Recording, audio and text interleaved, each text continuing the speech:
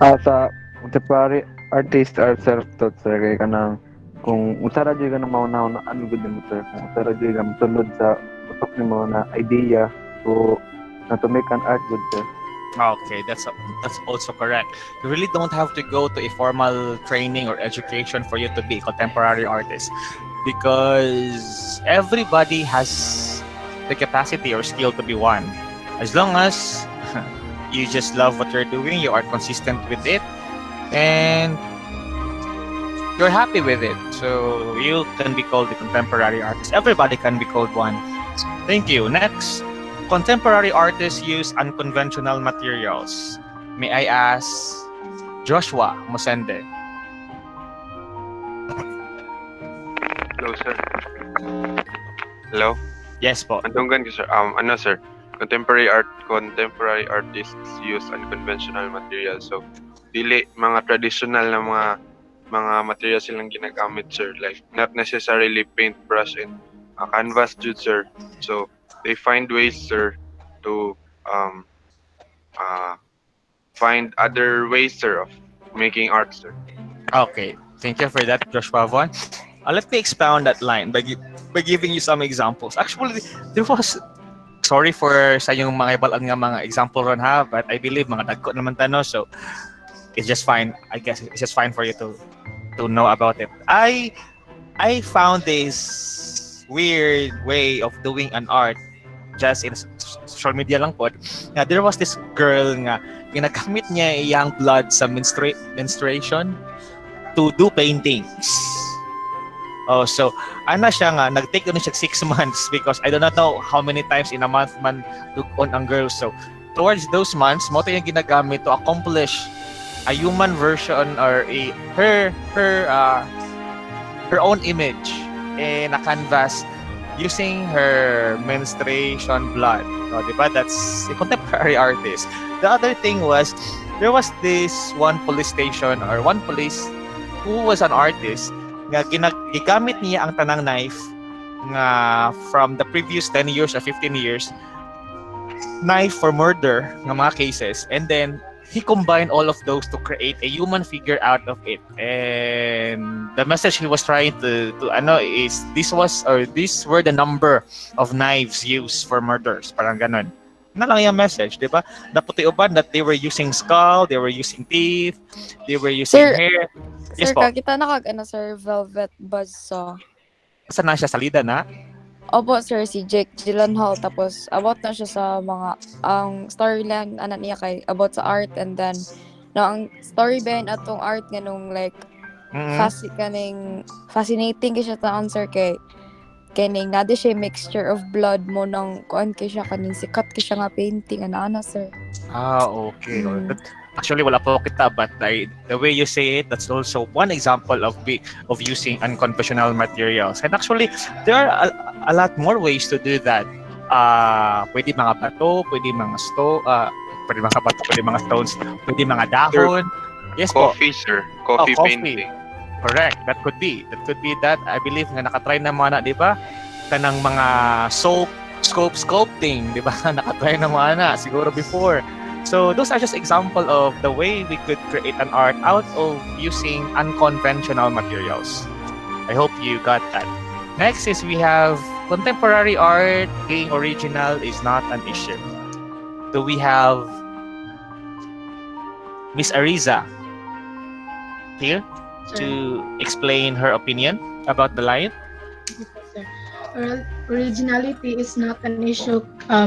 As what you've said before, sir, is kanang okay lang na mag-copy ko as long as kanang na kay effort good sa art. And I think na pag kanang wait lang. Originality is not an issue. For example, is kanang naisa ka art, then gusto naman siya i-copy, maging marag sarili gud mo siya na kanang original work if na kay murag changes or something murag katong original na art na mo copy is more perfect kanang reference lang nimo siya sir. That's correct. That's really correct. Actually, there were a lot of art that are inspired already from the previous art. For example, in movies, some of it are just anchored on the history itself or on the books made in the history itself. For example, Game of Thrones is just talks. There were already a lot of stories all about knights, about dragons in the previous stories, and that's an issue because they're trying to create something new out from those. Those were just used as some sort of reference, but that was not copied, totally copied, di ba? And you don't really take credit of those because you could say that one and the previous nga, these were inspired ganito, ganyan. And the other thing is that aside from that, naging mga anime nga, mga characters are coming from European literature, and that's not a problem because they're trying to create a new concept of storyline out from it. And then the other thing, for example, Starry Night. Starry Night was meant to be a painting, but look at the people now. Because of their creativity, they try to create socks out of it, phone phone cases out of it, diba? So wallpapers out of it. So it's not an issue. Although it's an issue pag imo na gyud tong tanan-tanan na gina dito imong giingon, imong giangkon nga ikaw jud to, pero karon di naman jud. Di na kay na nila concern nga point. As long as you don't just take credit sa something wala nimo gibuhat. Or dili gud ikaw mismo nagbuhat by your own hands. Next, contemporary art is the process of art making. Sorry, it's not marking ha, wala na ko na delete. It's art making. Now, the point of that characteristic is that we are trying, it is trying to make us feel that when we do contemporary art, it's no longer all about the product itself. It's all about the uniqueness of the process that you are doing, the things that you do when you do the art. That's the point of being a contemporary artist, diba? For example, the way you gather the materials, the way you conceptualize on the pattern of steps for you to do the art, that's it. And the way you think of something unique that you believe nobody has ever done it before, and you could be the one who could start a new form of contemporary art. And that's really the point of being a contemporary artist. When you, for example, when you see a painting of Starry Night again, and you really want to copy it, but you don't really know how the painter did it, because as you know, diba, the painter behind Starry Night had there's some problems with his thinking ability or his mental problems. But you, let's say you're just a normal person, how are you going to do something in your own way? So it's all about the process, right? Yeah, that's the point. The process itself. At the end of the day, what matters the most is not the products that you able to do or that you made, but it's all about the skills that you acquire during the process. Because what remain is not the product, because the product can get will get diminished as time goes by, but the skills that you are trying to hone time by time will be forever within you, diba? So that's the point of being a contemporary artist. Therefore, contemporary art is a statement that an artist uses to define human life itself. That's really the point of everything I said.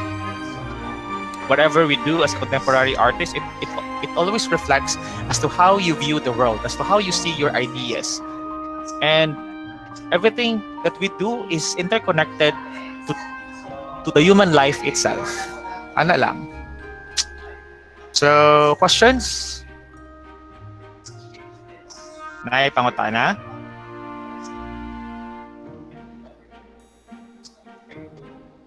Sige. May pangutana, class? Hello? None, sir. None. So, nasabtan good ang discussion, no? Kay none good. Wala na pa sila Yes, nag-respond. sir. Si Jairi Ram siguro. Yes, sir. Yes, sir. Si Jairi Ram siguro ako student Yes, diri sir. ano. Yes, sir. Okay. Yes, sir. Okay, thank you for that. So, I guess we're done for today. So, what we are going to do now for your activity is just that I will just be sending it to you sa inyong messenger or sa Schoology, and everything that you will do will be found in there. Just wait for it lang. And mag-update lang po sa inyo ha once na-send na nako